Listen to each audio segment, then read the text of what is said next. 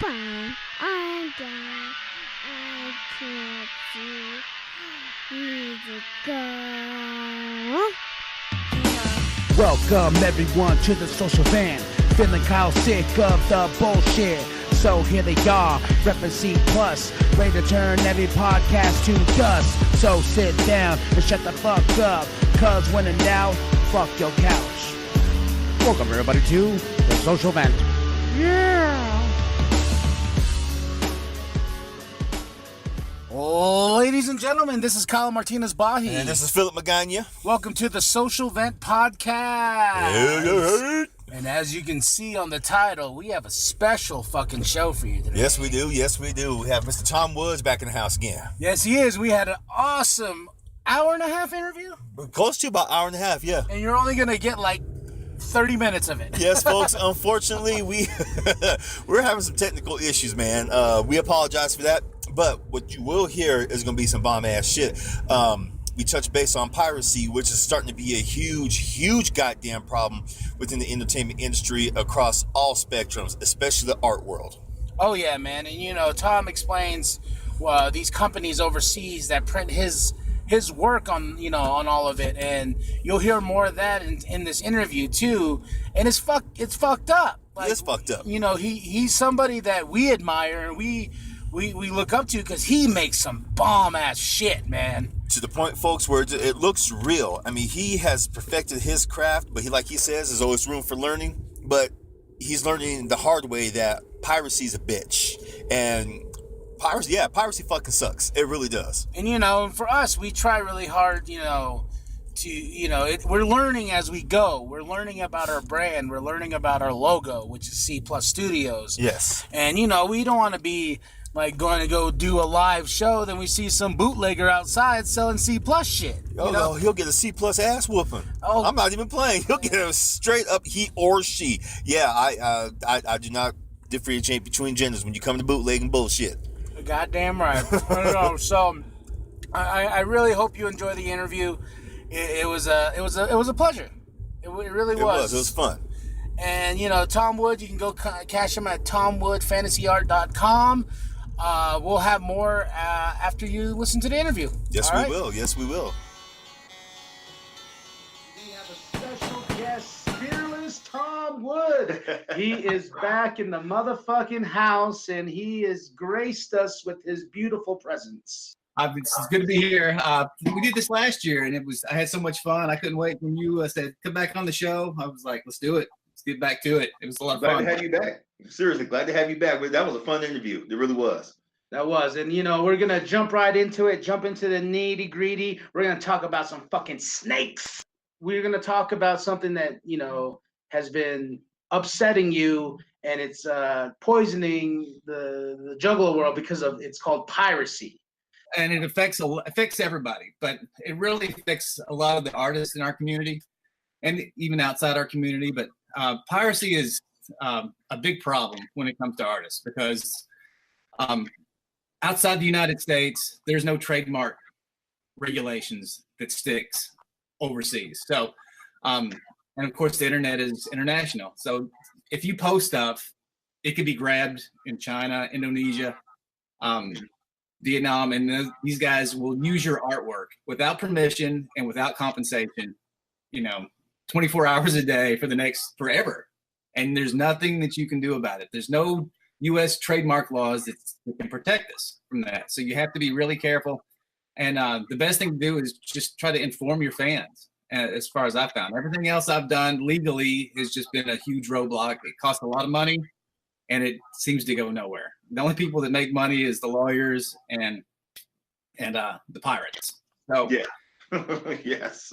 You know, and as we were talking over the course of a couple of weeks, you know, I was telling you when I was a kid on the reservation, I was seeing that shit, and I was just I didn't know, you know, I was just like, oh shit, ICP shit, oh this is cool, but not knowing that these fuckers were taking stuff, and you know, you were telling me those dudes are easier to go after. People that knew that there was a market there, they would see it, they would go back to their shop, take some artwork and then replicate it as close as they could, usually not as good, and then sell that as bootleg stuff. And I'm sure Rob and Joe Bruce have told me stories about how they used to have to go after guys outside the shows that were selling their stuff. So Right. It's a lot different game now. You can go after those guys, and U.S. trademark laws are really strict these days. Even on Facebook, they will eventually go after these guys and pull down their ads, but that product and that website are still out there. I can pull down a Facebook ad, but I can't pull down their website. It's going to just stay there. So anyway, yeah, back then you could send in a team, confiscate all their stuff, and shut them down. That's inside the States. Now it's all done overseas. It's all done. Like you'll see, I'm sure you'll probably put some of that stuff up. Like there's hoodies and bed sheets and robes and stuff that have all over prints of my artwork on it, and it looks great. I have to admit, it pretty kick-ass stuff. But they make money off of your stuff. Yeah, they are. They took my stuff, and also I'm going to throw this in there that it was a little bit of my fault, because on my old website, people said, you need to watermark that. You're putting it up there too high resolution. I'm like, yeah, but I want the fans to see the detail. And what that did is it really opened a door for pirates, because the stuff was successful, and it went viral in several cases, and pirates found it. They went to my site. They just started downloading. Not good enough for production for us, but as far as what they were using it for, it was better than they could hope for. And they have made a ton of money off that stuff. So since then, I have redone the website. It's much smaller resolution, too small for production of any kind, except for maybe, personal use for your, screensaver on your phone or something. But that's what I use mine for. Like when you released the Fearless Fred Fury, I was like, yes, I have to have that in my background because that shit is sick. I'm fine with that. I wanted it big enough where if one of the Juggalos say, I'm a big Tom Wood fan, I want to see a huge Malenko across my shoulder, that they've got material to do that. I don't need to get paid for that. If somebody's wants to honor me with permanently, emblazing one of my graphics on their part of their body, for it. I'm proud of that. I'm perfectly good for that. But still, several Juggalos will email me or message me and ask permission, which I think is really sweet. But yeah, as far as I'm concerned, it's free to use for tattoos and stuff like that. I'm great with that. Cool. Yeah, I personally was gonna get one, and I remember bringing your work to an artist here in town, and they're like, that is too like surreal. I was like, so you're saying you can't do it? And they're like, maybe we can do. They're like stumbled. I was just like, that's how you know he's a fucking great artist. When this other artist is like, holy shit, I can't do this. Your artwork is great, bro. It really is, man. That's crazy for a tattoo artist to actually say, I don't know if I can do this. This is too good. I'm like, well, find me someone who can. There are some out there that can. I've been able to go and judge the tattoo contest at the Gathering for the past 3 years, and that's been a huge event there. And some of the tattoos, of course, they're showing me a lot of my own artwork, which is probably some bonus points in the back of my mind when they do that. Some artists out there can definitely school it. The guy that's won it the last couple of years, Andy and Dustin Lane and these guys, they've got several Tom Wood tattoos. In fact, it's just a Tom Wood collection of tattoos on them. And the artists that they found to do it have done a great job. Cool. But back to the piracy thing at the end, I was saying that a lot of this place, and there's one company and specifically that's called 3D All Over. And these guys will put out ads on Facebook. They'll go to like Rock and Roll Fandom or Rock and Roll, and they'll buy ads through that company. And then they'll sell these hoodies and they'll sell these robes and stuff like that. And if you Google, ICP, merchandise, it'll come up. And you can show some of that stuff on the podcast or on the YouTube video, but there's just shit tons of it out there. And what they do is they'll take your money. Let's say $60 for this hoodie is what I've seen, and they'll print out a pattern with it already plotted, and then they sew that hoodie together one at a time, and they'll ship it straight from Indonesia all the way to San Francisco, Sacramento, anywhere in the United States. And but they can do that over there for they'll have $5 in that hoodie. and they'll have $60. And if you read the small type or the fine print, there's no returns on this stuff. You know, if you're very unhappy with it, they may send you another one if the quality's not good. But you're not getting your money back. Once it leaves these shores, it's gone for good. So I would rather see that money stay here. Use it on something that's licensed. Buy, what Psychopathic Merch has, or go to my website and buy, if you want some Tomwood fantasy art, buy it straight from, TomwoodFantasyArt.com.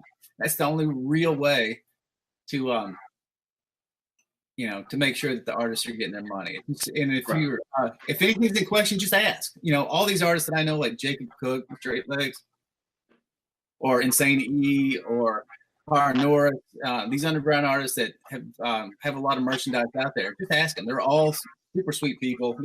They usually answer you within an hour, and they'll just let you know, is this real or is someone ripping you off? So never hurts to ask. And some people are afraid to ask. They just would rather just take shortcuts and be done with it, and that sucks. Yeah, well, and they assume that if he's out there, if he's at Gojay, he's got money. I'm not worried about Tom Wood, and I guess that's fair. But it's not just me; it's an entire community. I would rather see if they were here from the beginning of the sketch process over the next week of me laboring over this piece to put it out there. And if you appreciate it, then send that, show your appreciation, making sure that the money goes to a normal licensed company. Like the credit cards that are out there that's got, I had to convince Billy Bill to let me license these things because I don't do anything with Insane Clown Posse without their permission, because even though it's my artwork, it was inspired from their characters. So they own that intellectual property. I may have illustrated the Ringmaster 20 times, but he's still the Ringmaster. He's still, that image or that character is theirs. So I have to be respectful of them and make sure I show them in the right way that they're happy with, and they get their cut. So that's all, deals in the background that make sure that everything's done the straight and narrow, that we move forward as a family. And going into that, I remember when people say like, oh, well, they got money. It's kind of like, bitch, listen here. Like when I asked you, I said, hey, if we asked you for a certain piece of us, three guys, you explained it to me, how much it's going to cost and how much the time goes into drawing three people and, doing something unique. You told me how long it takes, and all that time is money. Yes, it is. Oh boy. And that's why I don't understand when people are like, oh, well, he's rich, he doesn't have to deal with them. But you got to understand, he puts his love and passion into something. And the fact that you're coming and just fucking taking it, that's just not right, in my opinion. For 25 years, and it's been great. But I'm certainly not swimming in. I've got a daughter that just turned 18. She's going to the University of Arkansas next year. And that's $25,000 a year to send a kid to college these days. It's a lot of money that that I don't have just sitting there. This artwork, in this business pays for this house, this office, for college, and so it's felt, when you lose $10,000 a year or $20,000 a year on piracy. So that's just something that needed to be put out there and let everyone know that, I don't know any artists that are just super rich. That's not the way it works. Yeah, Todd McFarlane of Spawn fame. Yeah, he's not as good as you. That's real. Seriously, I'm not saying that to be kissing ass. He's not as good as you. I've seen his paintings, and you could probably do Spawn better than him. Yeah, I get asked a lot of times to do comic book characters, and of course, I don't have the relationship with Marvel or Spawn's people or Image, everything. Be able to do that stuff. When I spend a week building something, I need to be able to know that I can sell it. I have the permission to go out and recreate that stuff. But if you looked at Tomwood Fantasy Art, you'll see that on the fantasy art side, it's all mythical creatures that really are owned by no one. Like dragons. Greek mythology, stuff like that has been out there for centuries, and it's just open to anyone that wants to create that kind of stuff. If you start doing Batman and start selling it, DC will be at your door pretty quick, I can assure you. Oh yeah, they will. They ain't fucking around over at DC, because They lost a lot of money with all the crappy movies they put out. So. Oh no, poor DC. Speaking of comic books and artists, we touched on it a little bit last time, but what was your favorite comic book? My favorite comic book. My favorite comic book as a kid was Savage Sword of Conan, and that's because when I was a kid, I read Robert E. Howard. Yes. He was a great. He really created the entire Hyborian age and that kind of mythical, realm, which was just magical to me. So I got into Robert E. Howard, read all the books, and then I discovered Savage Sword of Conan, and this was probably when I was 16, 17. Oh, you got a comic. You got one. He's got one. He does. But like if you could see, here's a couple. These are from the 80s because I collected these. Oh shit! Back when I was a kid, but when you see like Joe Jusko was one of my favorite illustrators, and he would do. Bro, I got that issue. Oh, really? Shit. I got that in my box. Yeah, I got that one. Yeah, this thing is from. I think this is from 88 or 89. 89. Yes. Yeah. You can see this right here. This is just really this is what I wanted to do was the covers. Like the artwork inside, I'm like, oh my God, I just want to kill myself looking at all the work there. I just wanted to do this. This is the piece that I wanted to do for comic books. Yeah. That's why I got into the more realistic Frank Frazetta looking, and all of us artists that do fantasy artwork. Frank Frazetta's the man. Frank Frazetta. And if you don't recognize the name, I can assure you that you will recognize this piece if I can find it. You geeked out hard, Phil. You're like, oh shit! I got that same issue. I have one from it was a reprint called Red Nails. That was my complete adaptation right from the Robert E. Howard books. But some of these are written solely just for the comic book. But Red Nails was one of Robert E. Howard's stories, which made it so awesome. That was a creepy story. But yeah, Frank Frazetta did a lot of the Conan covers for Robert E. Howard's books from Ace Books. Mm-hmm. So, that was an easy, and this is another one where Conan's fighting the Frost Giants. Another great piece.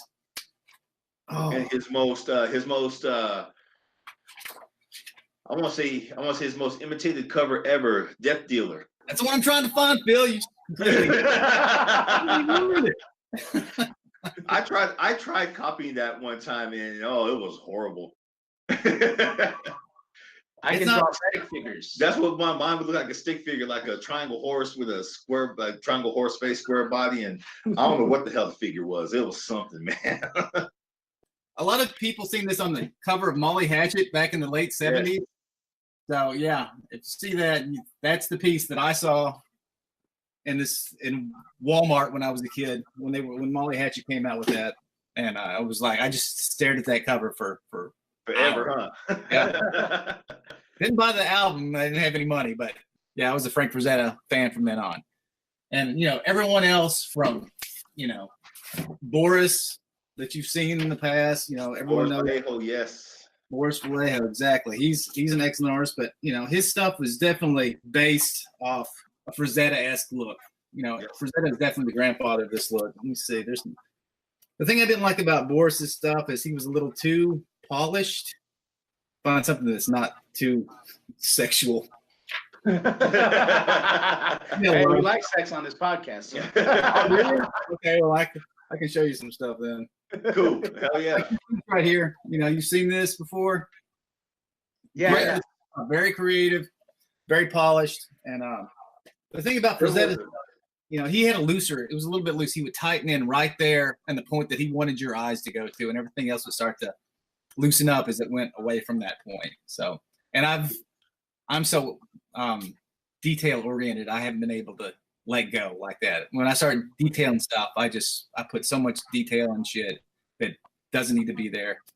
If you go to my Facebook page or my Instagram page, Tom with Fantasy Art, on Instagram, there's pictures that I posted of Ouija that I closed in on his face because he's small on the print. But if you zoom in on the face where no one sees it, you can see the water running down his head and breaking on the wrinkles in his forehead. you can see every eyelash, shit that no one's ever going to see or don't care to see. But if you are really into detail like I am, then that stuff's really impressive to you. So that's kind of why it takes me a week to do an illustration, and that's why it costs so much. When you do your coloring, do you use traditional paints like acrylics and stuff like that, or are you more into the digital? I can't remember. When I first started out, it was all airbrushing with acrylic paints, and that was a lot of fun. I definitely trained myself on how to draw, hand-eye coordination when it comes to illustration back then. And then when Photoshop came along and layers came along and being able to cut masks just like we cut Frisk back in the old days. When I say the old days, I mean the 90s. Digital became a lot faster. Right. Instead, when I would paint till 2 o'clock, and then I would clean my airbrush, my needles, everything for the next 2 hours before I could finally go to sleep at night. Right. And then when Photoshop came along, I could hit Command S, save, shut it down, and just hit the sack. And I was like, I'm sold. This is the way to do it. And also in the licensing world, being able to reformat stuff quickly on a digital file and send it to a client makes business a lot easier than having to scan a high-res scanner of an actual piece, of an actual physical piece. Now, the downside of that is I don't have a lot of originals that hang on the wall that I can say, okay, I can sell this piece for $20,000, or because it's not, it doesn't physically exist. The only thing that exists is the pencils. When I first did the original pencils, I keep all those, and usually Rob Bruce will like, hey, bring one of those and auction it at the gathering, and I'll do that, for those guys. But most of those I keep for myself. No, that's smart. That's a good thing. You can start doing like Alex Ross when he does his Marvel comic covers and DC covers, that auction them off for big money. His pencils are worth money right now, man. If you don't know who Alex Ross is, this is Alex Ross. Yes, I have that book. Oh, see, there's Mythology, and then he just came out with Marvelocity. Marvelocity is one that it's every single cover that he's done for Marvel, every character design he did for Marvel, which they're gonna start using his character design he did for 2000. I still got that issue of Wizard. They're gonna start using his designs for the X-Men.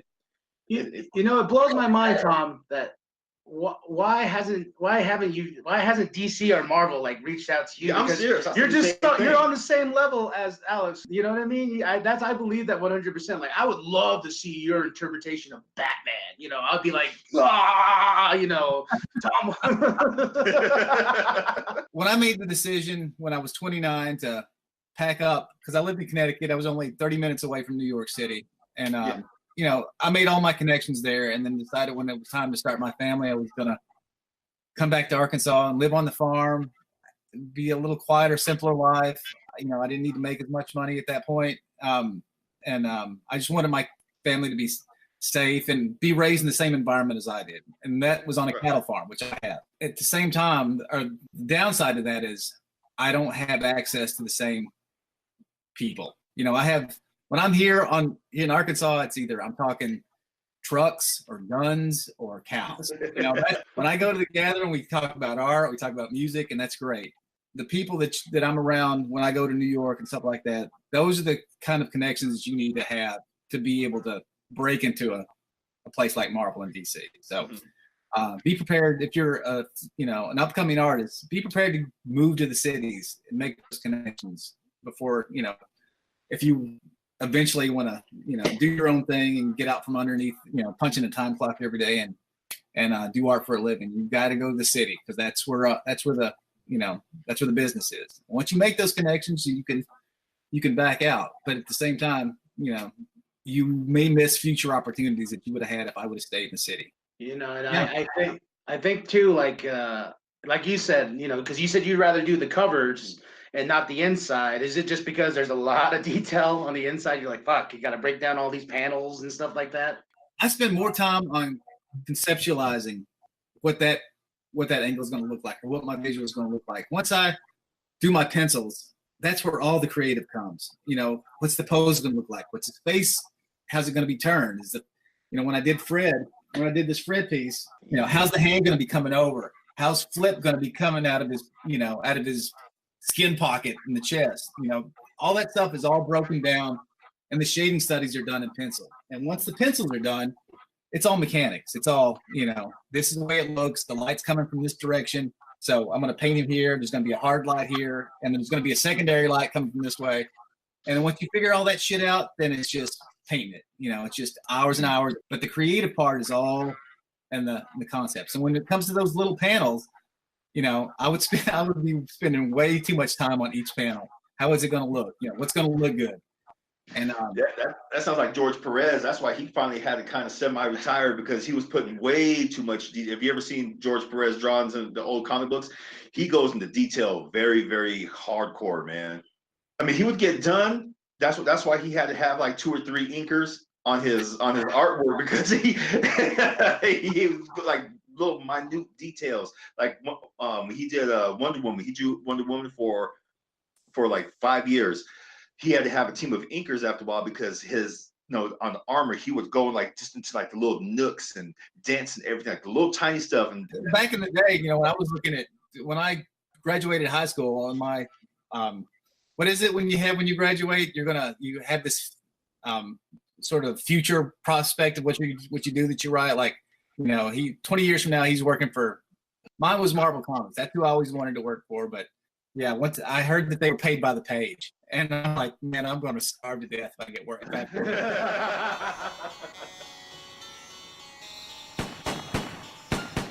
All right, how the fuck was that interview? Huh? Yeah.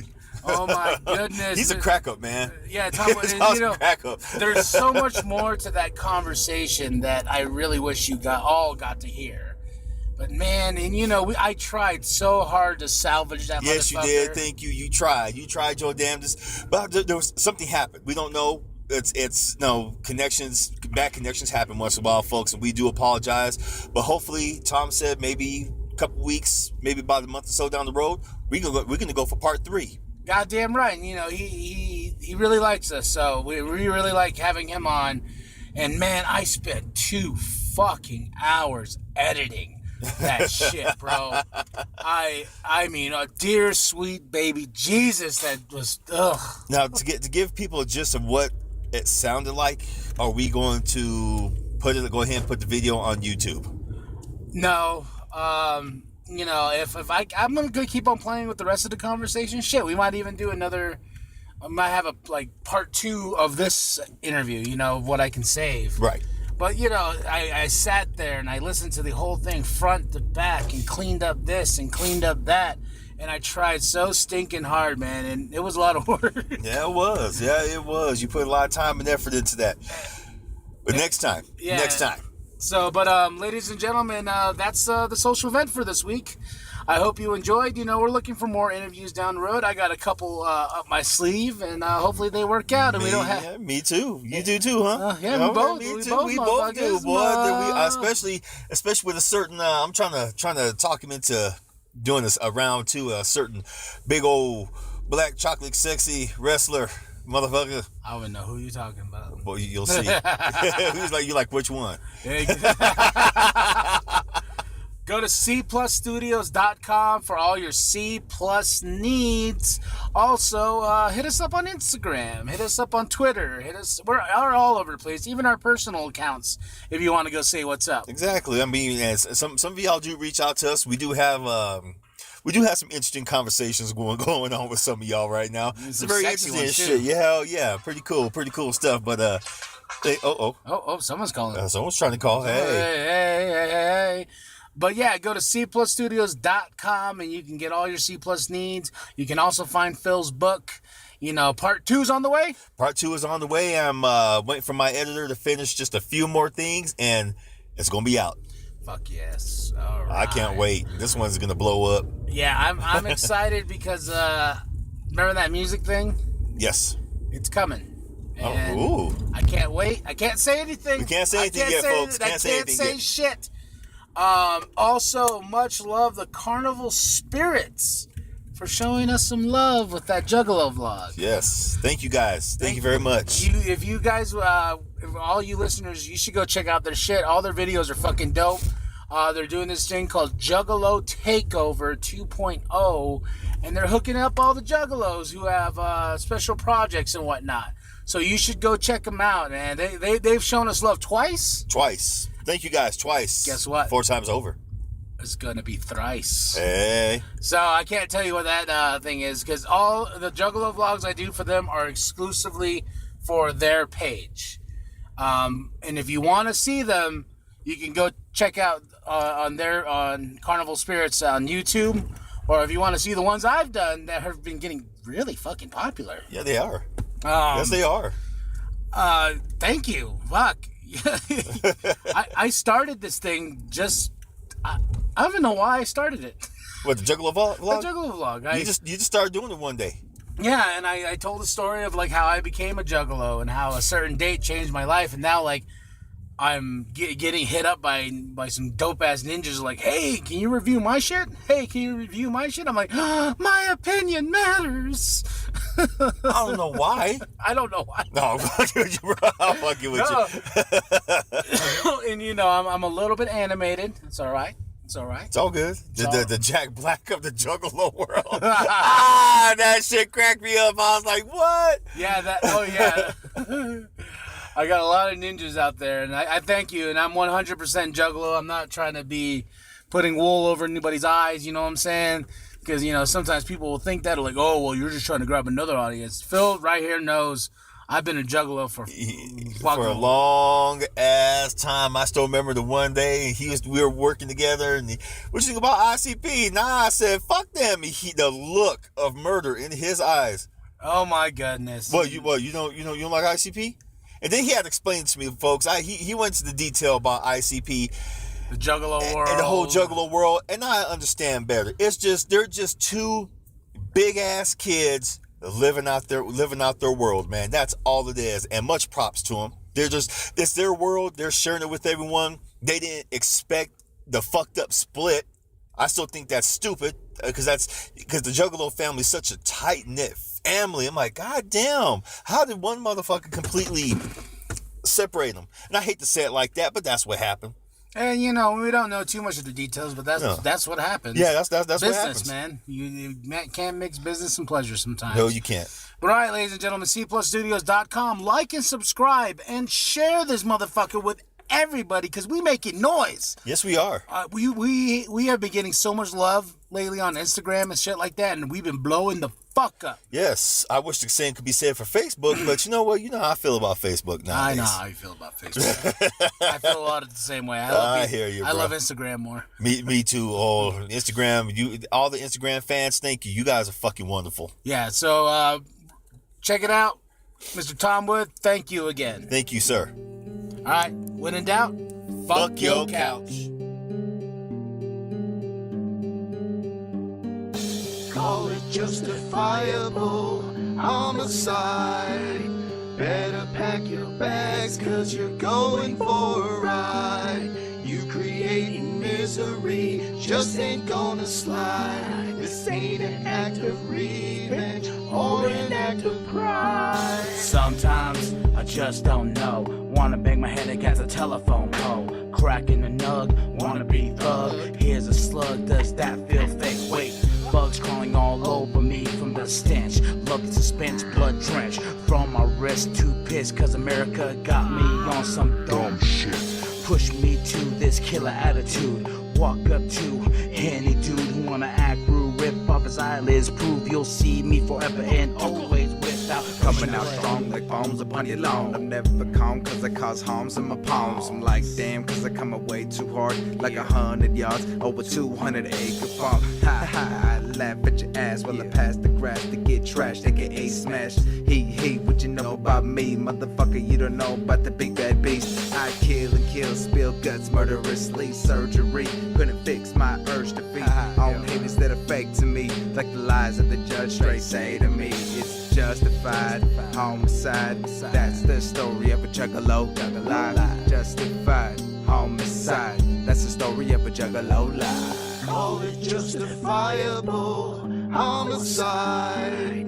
Better pack your bags, cause you're going for a ride. You creating misery just ain't gonna slide. This ain't an act of revenge or an act of pride. Today is something beyond comprehension. They're all pretending, remembering why I hate people. Man, Fuck the Beatles. Too many sequels, remakes on top of that. Slit the neck of a brat living on their parents' 9 to 5. Justifiable homicide. You think in a quick blink I'll drink the blood out their skulls? Yeah, go down the hall, look in those mirrors and see the fear. Then know I'm here to end your career. People fuck with my mind, then try to rewind all the times we drank before we got high. But I stay fly like a cloud up in the sky, like little ant scavengers. Little mice go out, little mouse talk the talk. When you step to this, I come hot off the block. When I stop on the spot, try to pop off the drop. Wait, hold up, just a minute, straight up. I walk.